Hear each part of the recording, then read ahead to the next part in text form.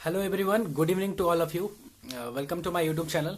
आज हम लोग बात करने वाले हैं मगध यूनिवर्सिटी के ऊपर। मैं बताने वाला हूं कि मैं यूनिवर्सिटी गया था कल, यानी 15 तारीख को। तो क्या क्या हुआ था, ठीक है। मैंने कल भी बोला था अपने वीडियो में कि मैं इस पे एक डिटेल वीडियो बनाऊंगा कि यूनिवर्सिटी में हुआ क्या क्या, ठीक है, और रिजल्ट क्यों नहीं आ रहा है। अब देखो, सबसे पहले अगर रिजल्ट की बात करें तो जो हमारा व्हाट्सएप ग्रुप है जिसमें जितने सभी मेंबर हैं मगध यूनिवर्सिटी के, रिजल्ट से ज्यादा टेंशन इस बात को लेकर है कि रिजल्ट पे पब्लिकेशन डेट क्या रहेगा, ठीक है।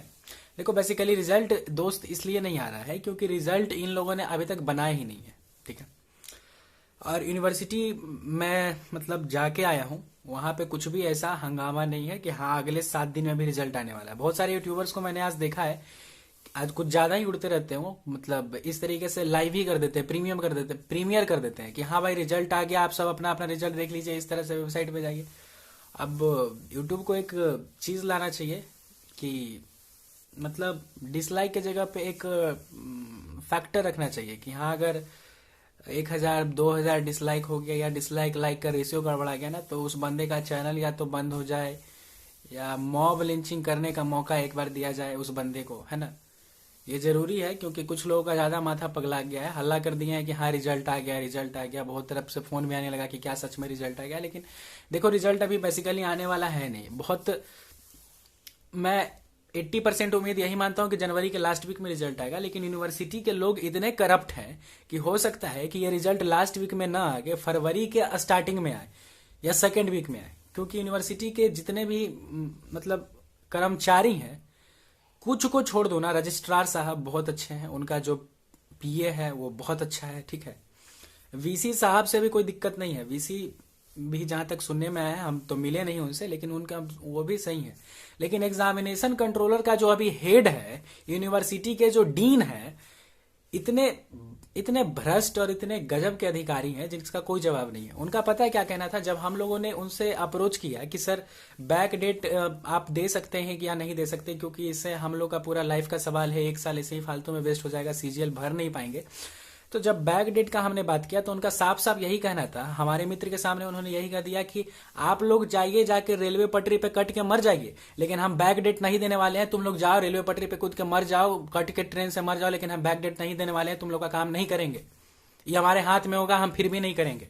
ऐसे हम उन्होंने कहा कि उनके हाथ में नहीं है, कुछ कुछ वीसी के भी हाथ में है। और जितने भी लोगों से हमने बात किया तो उन्होंने उनका यही कहना था कि यूनिवर्सिटी के जो वाइस चांसलर हैं, ठीक है, क्योंकि चांसलर तो गवर्नर साहब है तो उनसे तो कांटेक्ट हो नहीं पाएगा, मुश्किल ही लगता है, लेकिन यूनिवर्सिटी के जो वाइस चांसलर है वो ये काम को कर सकते हैं कि रिजल्ट बैक डेट से दिया जा सकता है। आप सभी लोग जानते होंगे कि सीजीएल जो है एक रिक्रूटमेंट प्रोसेस है और बहुत ही इंपॉर्टेंट रिक्रूटमेंट प्रोसेस है, क्योंकि जितने भी बच्चे हैं, मैक्सिमम बच्चे जो 2 साल 3 साल से सीजीएल की एसएससी की तैयारी करते हैं, वो खासकर सीजीएल को ही फोकस में रखकर तैयारी करते हैं, ठीक है। तो अगर सीजीएल को फोकस में रखकर ही तैयारी करते हैं तो वाजिब सी बात है कि वो नहीं चाहेंगे कि उनका 2020 में जो सीजीएल आया है वो मिस हो जाए। तो भाई अब इसका एक ही उपाय दिख रहा है मुझे कि सभी बच्चों को यूनिवर्सिटी जाकर एक बार वीसी से बात करना होगा। और 10-20 से काम नहीं चलेगा मेरे दोस्त। जो भी यूनिवर्सिटी के स्टूडेंट हो और चाहते हो कि तुम सीजीएल का एग्जाम दो, सीजीएल 2020 से एक वैकेंसी लो, एक पोस्ट लो, तुम एक जॉब लो सीजीएल 2020 से, तो तुम्हें घर बैठकर अब कोई फायदा नहीं होने वाला है। और 10 बच्चों से 15 बच्चों से भी ये काम नहीं होने वाला। आप खुद सोच कर देखो कि आप यूनिवर्सिटी के हेड हो, आप वाइस चांसलर हो या आप चांसलर हो, ठीक है, आप यूनिवर्सिटी के हेड हो। 15 बच्चे आपके सामने आ जाए, लाखों का एग्जाम आपने लिया है हाल फिलहाल में, और 15 बच्चे 10 बच्चे आके सामने कहे सर हमको बैक डेट चाहिए, तो आप दे दोगे क्या? मुझे तो नहीं लगता है कि, अगर मैं तो होता है यूनिवर्सिटी का वीसी तो मैं नहीं देता। 10 बच्चे आ जाए चाहे 50 बच्चे आ जाए, मुझे फर्क नहीं पड़ता। 10-50 के लिए मैं 1.5 लाख के बच्चों के रिजल्ट पे क्यों असर डालूंगा? मेरा जो मन में आएगा हम वो करेंगे। ऐसे भी हम ऑफिसर हैं, है कि नहीं है? सबको थोड़ा तो बहुत ताव वहीं रहता है कि हाँ हम ऑफिसर हैं। तो भाई 50-100 बच्चों के लिए तो मैं नहीं करता, सीधी सी बात है, ठीक है। मैं वैल्यू ही नहीं देता, मैं भगा देता, ठीक है। और उन लोगों का भी रवैया वही था। एग्जामिनेशन कंट्रोलर ने मुझे कहा कि तुम भागते हो या नहीं यहाँ से, तुम 2 आए हो, मतलब हम लोग बेसिकली 2 ही लोग मिलने गए थे, तो कहे तुम 2 आए हो, तुम लोग को तुरंत भगा देंगे, भागते हो कि नहीं यहाँ से? तो हम बोले कि सर अभी तो भाग जाएंगे, लेकिन जब 2000 को लेके आएंगे तो आप तैयार रहिएगा भागने के लिए। तो बाबू देखो, 2 बच्चों से 10 बच्चों से 20 बच्चों से काम नहीं होने वाला है। कम से कम 200-250 बच्चे 500 बच्चे एक साथ यूनिवर्सिटी पहुंचिए और पहुंचकर वाइस चांसलर से आपको रिक्वेस्ट करना होगा। उनको अच्छे से समझाइए, उनको सिचुएशन का ग्रेविटी समझाइए उनको, बताइए कि कितना इंपॉर्टेंट ये रिक्रूटमेंट है और हम नहीं चाहते हैं कि हम लोग का पूरा साल बर्बाद हो जाए। तो अब देखो, सिर्फ हमसे उम्मीद लगाने से कुछ नहीं होगा। हम यूनिवर्सिटी गए, हमने बात भी किया, लेकिन जितना हो सकता था हमने वो किया, ठीक है। मुझे अब भी याद है कि हम जनशताब्दी ट्रेन पकड़ कर चले गए तकरीबन 10 बजे, जब यूनिवर्सिटी खुलने वाला था उससे भी कुछ देर पहले पहुंचकर बैठ गए, ठीक है।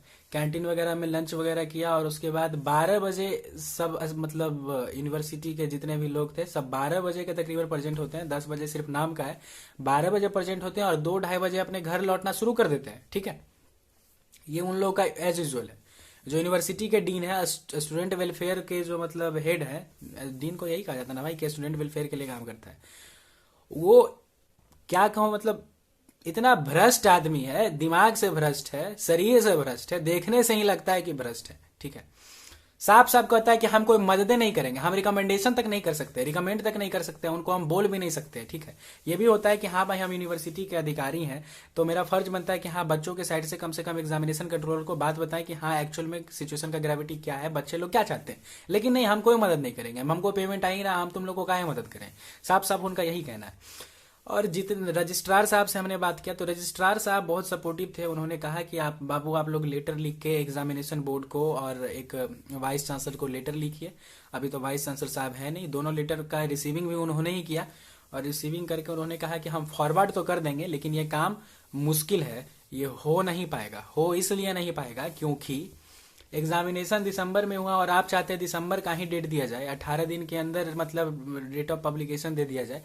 तो बेसिकली ये यूनिवर्सिटी नहीं करना चाहेगी। और यूनिवर्सिटी क्यों करना चाहे, कल को अगर मान लो यूनिवर्सिटी से ही किसी ने क्वेश्चन कर दिया कि इतने बच्चे आपकी यूनिवर्सिटी में इतने सारे बच्चे पढ़ते हैं और इतने बच्चों का कॉपी 18 दिन में कैसे चेक हो गया, तो यूनिवर्सिटी भी क्या जवाब देगी। तो उन लोग का भी कहना गलत नहीं है, ऐसा नहीं है कि वो हम लोग का कैरियर खा रहे हैं, उन लोग का भी कहना गलत नहीं है।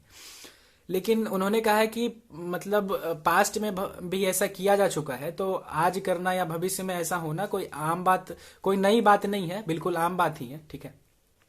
लेकिन इसके लिए 2, 10 या 20 से काम नहीं चलेगा दोस्त। कम से कम 400-500 बच्चे एक साथ आओ, यूनिवर्सिटी पहुंचो और एक साथ यूनिवर्सिटी आके वाइस चांसलर साहब से आप लोग बात कीजिए और उनको सिचुएशन का ग्रेविटी समझाइए। उनका भी यही कहना है कि ये काम अगर कोई कर सकते हैं तो वो वाइस चांसलर साहब ही कर सकते हैं, उसके सिवाय कोई इसमें इंटरफेरेंस नहीं कर सकता है। और यूनिवर्सिटी के एक स्टाफ से हमने बात किया तो उनका भी यही कहना था कि 1-2 से काम नहीं चलेगा और ये काम लीगल तरीके से हो ही नहीं सकता है। अगर हम सोचेंगे कि हम उनको डरा धमका दें, लीगली हम कुछ कर दें, FIR कर दे कि ये हमारी जिंदगी के साथ खेल रहे, कुछ भी कहीं भी जाओगे तो लीगल तरीके से ये संभव है ही नहीं। लीगल तरीके से इसलिए नहीं संभव है क्योंकि यूनिवर्सिटी अपने जगह पे सही है, उसके पास कोरोना का बहाना है, लॉकडाउन का बहाना है, हर तरह का बहाना है, उनके पास इलेक्शन का बहाना है, बिहार का इलेक्शन, तो उनके पास हर तरह का बहाना है ये साबित करने के लिए कि हाँ डिले हुआ है, वो वाजिब है।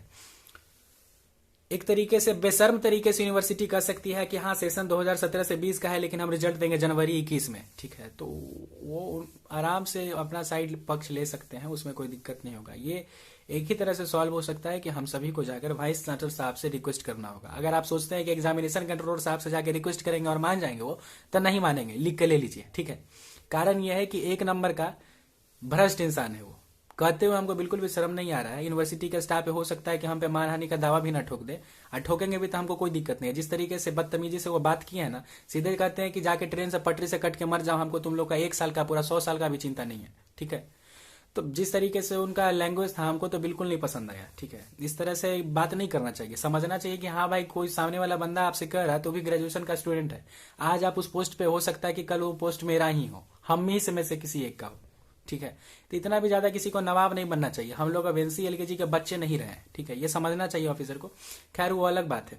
तो एग्जामिनेशन कंट्रोलर साहब से रिक्वेस्ट करने से कुछ नहीं होगा बाबू। डीन कुछ करने वाला है नहीं, 1 नंबर का वो भी भ्रष्ट आदमी है, मिलजुल लिए है, ठीक है। बात विचार करने से ही आदमी को समझ में आ जाता है कि हाँ सामने वाला क्या चाह रहा है, क्या बात विचार से क्या लग रहा है, मदद कर सकता है कि नहीं। एक नंबर के भ्रष्ट इंसान भरे हुए हैं मगध यूनिवर्सिटी, पूरा समझो ना कि 50% स्टाफ वैसा ही है, ठीक है। बहुत सारे स्टाफ बहुत सपोर्टिव है, बहुत आपकी मदद करेंगे, हर तरह से आपकी बात को समझने की कोशिश करेंगे।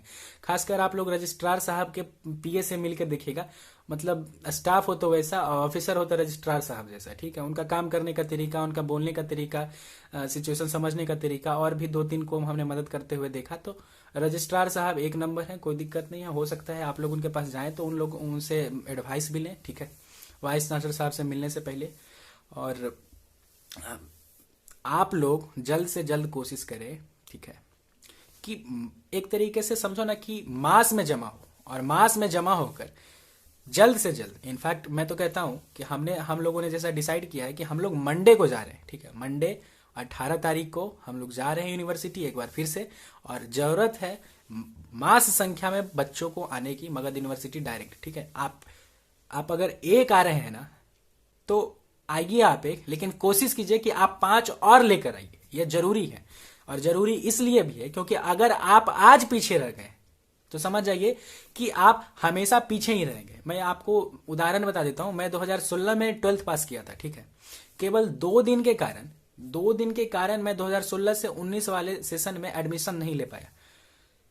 2 दिन के कारण। उस वक्त भी मुझे कॉलेज के एक अधिकारी ने बताया था कि अगर आप कॉलेज के हेड ऑफिस में चले जाते हैं या यूनिवर्सिटी में डायरेक्ट जाके कांटेक्ट करते हैं तो आपका काम हो जाएगा, कुछ पैसे और खर्च करने की जरूरत पड़ेगी। तो मैंने सोचा कि काहे कोई भाग दौड़ करूं, आराम से काम तो मेरा निपट ही जाएगा, चलो एक सेशन लेट ही ना होगा, क्या जाता है, काहेला पैसा फालतू का खर्च करें। और उसका नतीजा ये है कि 2016 से 2019 का भी सीजीएल छूट गया। अब 2020 जो 17 से 20 सेशन में एडमिशन होगा वो भी छूट जाएगा, क्योंकि यूनिवर्सिटी, छोड़ो आज मैं गाली देने के मूड में नहीं हूं। तो भाई एक साथ सब मिलकर जमा हो, नहीं तो काम ऐसे बनने वाला नहीं है, ठीक है, बिल्कुल काम नहीं बनेगा। लिख के ले लो, ये लोग अपने से कुछ नहीं करने वाले हैं। वाइस चांसलर साहब को घेरना ही पड़ेगा, एक बार उनको सिचुएशन का ग्रेविटी समझाना ही पड़ेगा, आपने दिल की बात उनको बताना पड़ेगा कि हाँ हम लोग के दिल और दिमाग में क्या चल रहा है, किस तरीके से परेशान है, कितने बच्चों का एमएससी छूट गया है। बहुत सारे बच्चे आईआईएम भी क्वालिफाई किए हैं लेकिन एडमिशन नहीं ले सकते हैं क्योंकि यूनिवर्सिटी रिजल्ट दे ही नहीं रही है। तो तरह तरह की प्रॉब्लम है। पटना यूनिवर्सिटी में भी एमएससी का लास्ट डेट पार हो चुका है, एमएससी तो समझो कि सबका छूट गया है, ठीक है। तो यूनिवर्सिटी अगर और लेट करती है, 1 जनवरी 2021 या उससे पहले का डेट देती है तो सीजीएल बच जाएगा, नहीं तो नहीं देती है तब तो भाई किसी काम के नहीं रह जाओगे। और यूनिवर्सिटी में स्टूडेंट तो हैं, काफी मेधावी छात्र भी हैं, लेकिन इतने भी नहीं है कि हाँ सीधे आप जाके यूपीएससी में बैठ जाओ आपका सिलेक्शन हो जाए, ठीक है। होंगे कुछ बच्चे होंगे यहाँ से भी जो यूपीएससी क्वालिफाई कर सकते हैं, बिल्कुल कर सकते हैं, लेकिन यूनिवर्सिटी के मैक्सिमम स्टूडेंट जो है ना वो सीजीएल को टारगेट करते हैं। जहाँ तक मैंने देखा है सीजीएल को टारगेट करते हैं, और सीजीएल की तैयारी 2 साल 2.5 साल से कर रहे होते हैं। तो जरूरी है कि हम लोगों का सीजीएल ना छूटे, इसके लिए जरूरी है कि आप सब यूनिवर्सिटी में आए, और अकेले ना आए, कम से कम 2-4 को और बोलिए, उनको समझाइए कि मास लेवल पे जमा होने की जरूरत है, सिचुएशन की ग्रेविटी को समझाइए, और कोशिश कीजिए कि किसी भी तरह से हम लोग का सीजीएल बच जाए, ये बहुत जरूरी है, ठीक है। नहीं तो भाई जिस तरीके से गवर्नमेंट कर रही है ना, मतलब सीजीएल खत्म हो जाएगा, फिर सीईटी आएगा, उसके थ्रू आप रिक्रूटमेंट लेंगे तो वैकेंसीज भी घटेंगी, कंपटीशन भी बढ़ रहा है। एलडीसी का कट ऑफ कल ही रिलीज हुआ है, 160 number, 159 for general and 156 for OBC. तो एक तरीके से समझ जाओ दोस्त कि धीरे धीरे परेशानियां बढ़ जाएंगी, ठीक है। तो जितना जल्दी जॉब ले सकते हो ले लो, और सीजीएल मिस नहीं होने दो, ठीक है, ये जरूरी है। तो आप सभी को 18 तारीख सोमवार के दिन सुबह 10 बजे मगध यूनिवर्सिटी आना है, हर हाल में आना है, और अपने साथ कम से कम 2 से 4 बच्चों को और लेकर आना है, ठीक है, ताकि हम सबकी मांग पूरी हो। अगर जितने मास लेवल पर हम होंगे उतनी हमारी बात उतनी ही जल्दी मानी जाएगी, ये आप अपने दिमाग में बैठा लें। तो आप सभी को आना है, कोई भी बहाना नहीं चलेगा, आप सभी को आना है।